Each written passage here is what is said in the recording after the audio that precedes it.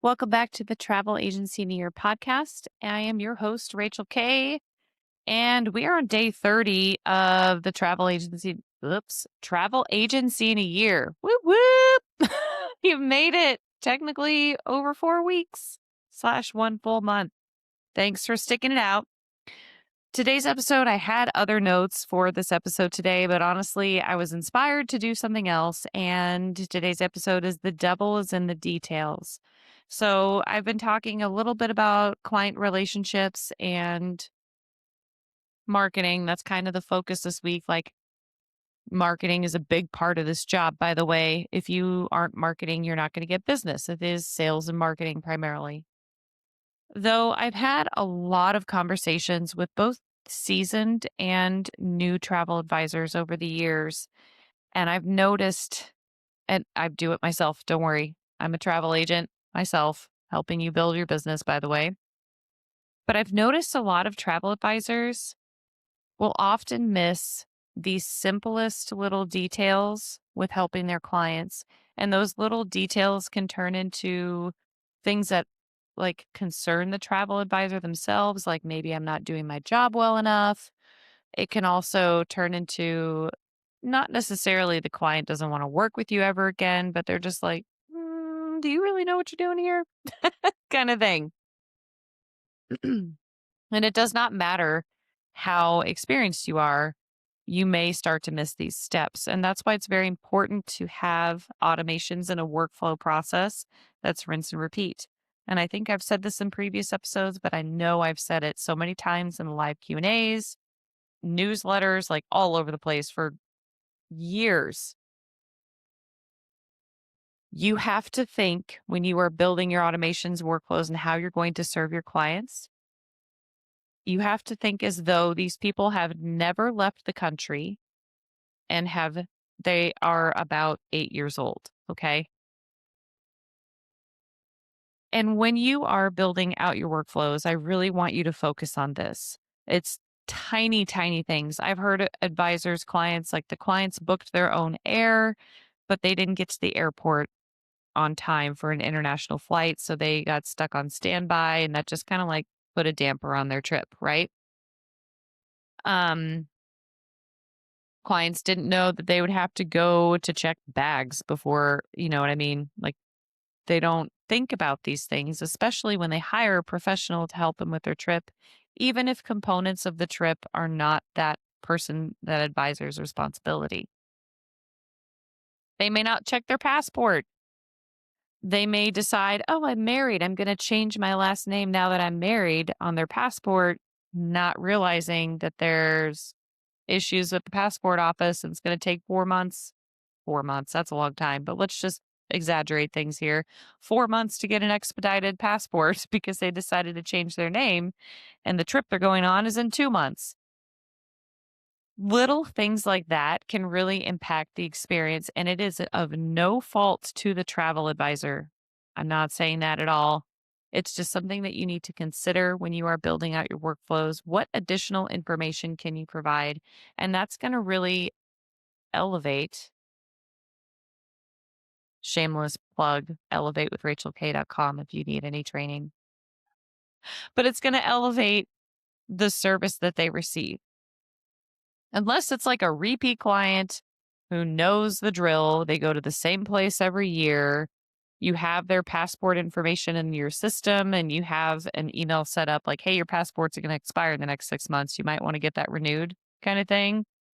You should treat every email that you set up to serve your clients as part of your automations and workflow.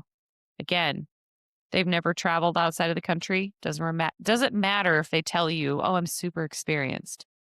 Everyone thinks they're super experienced. Everyone thinks they know everything.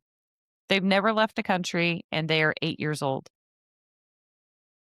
because that's really going to help you think of the little things. And I want you to think back to your first international trip, whether you had an advisor helping you or if you DIY'd it.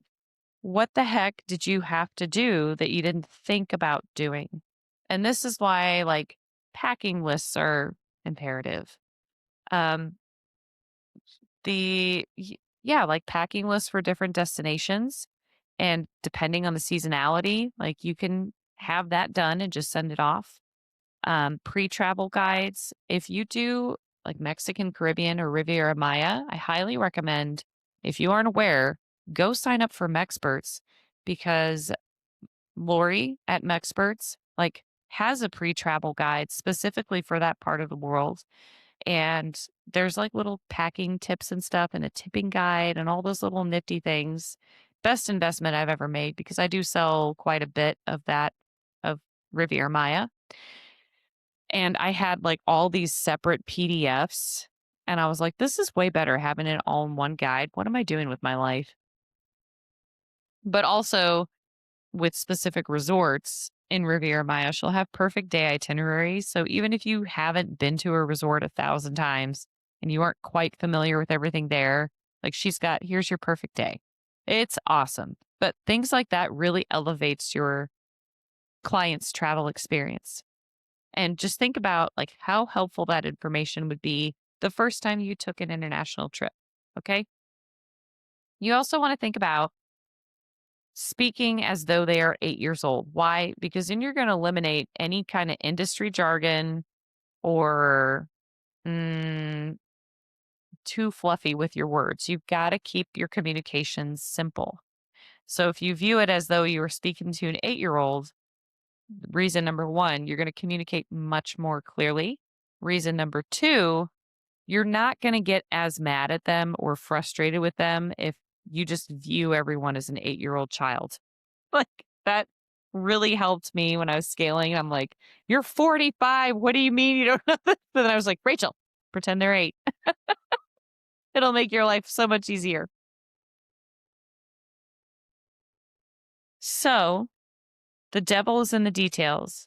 A lot of very experienced travel advisors, because they are more experienced with traveling themselves, will forget to send an email like, hey, friendly reminder, your airline's going to send you an email. Check into your flight 24 hours prior. You should be at the airport 3 hours prior to departure. Or, hey, I don't book flights, but here's some tips and tricks when you're looking for flights and you can schedule a call with me. Or, hey, I know you've already booked your trip and I know you've already gotten passport reminders, but here's where you can go to check the travel requirements for your destination and make sure your passport and all visas that you need to get done are completed. Like, this is what you need to do. Or, like, even, what is it? Like European driver's licenses kind of thing. I know it's not super common, but it can be a thing. But if you sell Europe and you know that that's a thing, clearly I don't sell enough Europe, but if you have clients renting cars and they're driving around Europe, have that information for them. Um, I did an Ireland destination wedding, and I sent, as part of the Ireland pre-travel guide, here's an instructor that's going to tell you how to drive around Ireland and what to expect, so you don't freak out and feel like you are the worst driver in the world, because it's a different experience than driving around the United States. I had never driven around Ireland, but I found that source for them so that they could be fully prepared. Okay. And that's part of like the whole research that we do too. But if you sell a destination over and over again, you can make these a part of your automations and workflows. It's going to make your client feel much less stressed when it gets closer to travel, because they feel fully prepared. They have all the information and they know that you've got their back. If they still need help, you always want to have in your emails, schedule a call with me. You can reply to this email, but if you really need some help, I'm here, but you got to schedule a call. So those are some things to consider. What details have you maybe missing out on communicating, like aspects of travel for your niche with your clients? What's the little devil that's you might not consider be vital information to make your client's experience better? It could be as simple like if you do cruises. I don't know a lot about cruises, but one of my agents loves cruises. It could be like the whole pre and post stay.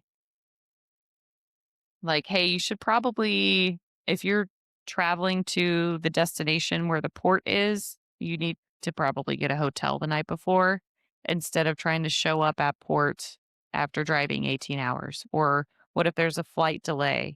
Like, that really shows that you are knowledgeable and you are an expert and you're there to help them.